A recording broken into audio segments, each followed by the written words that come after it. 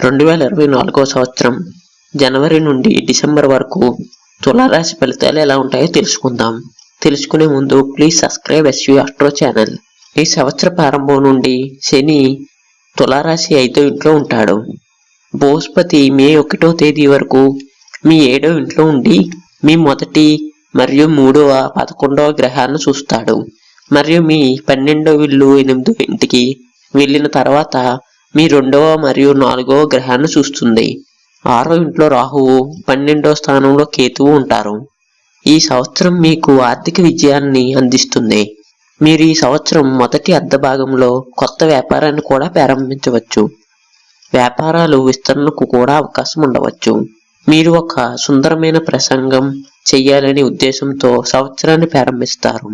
ఇది మీ బంధువులు మరియు ప్రియమైన వారికి సంతోషాన్ని ఇస్తుంది.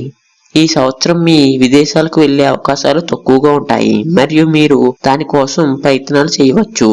అయితే నిరాశ చెందకండి. బదులుగా ఈ సంవత్సరం మీరు ఆరోగ్యం మరియు కుటుంబ సభ్యుల మీద దృష్టి పెట్టండి. Please subscribe SV Astro channel.